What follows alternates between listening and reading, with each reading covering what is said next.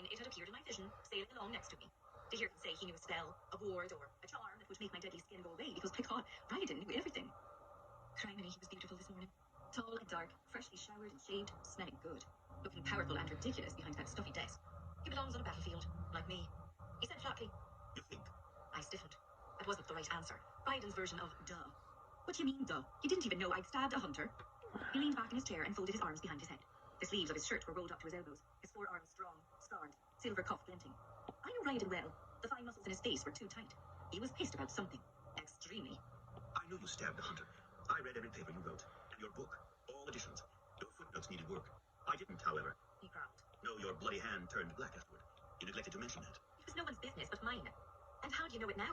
And why was he taking this so seriously? I just told him I thought I was turning into one of those enormous dragons Jean used to shoot at all the time, and I used to try to kill, species unknown. And he said only, you think?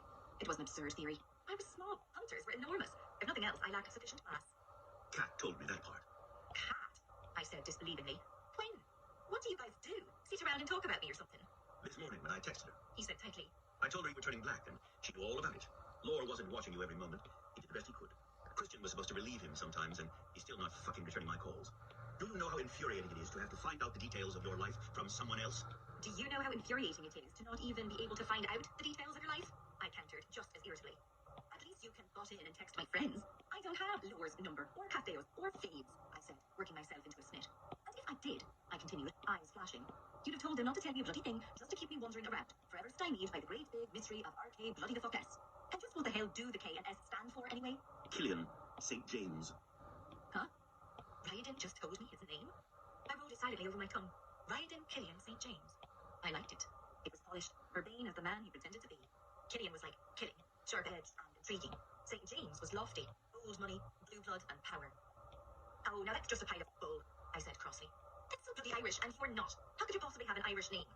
It wasn't even close to anything I'd ever come up with, and that made me even madder. I did something then so incredibly bizarre and plebeian and juvenile that I couldn't even wrap my brain around it. I thought, Danny Killian St. James. It had a nice ring to it. Wait, what? It wasn't my first, He said. though the initials are the same. It's the one I took when I made my home here. We changed our names to fit the time.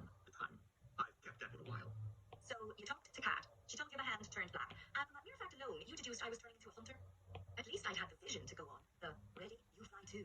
Although I couldn't decide if it implied I would actually physically transform into a hunter, or just turn completely black, become lethal to the touch, yet receive the small consolation prize of being able to astral project into the stars on occasion. Superhero rules are pretty obscure. He inclined his head in one of those imperious nods. Some people might have thought it had infected me, and I was dying, I told him. I briefly entertained the notion myself. It hadn't resonated in my gut, and although I prize my brain, I value my gut just as highly. A lot of times more. I'm not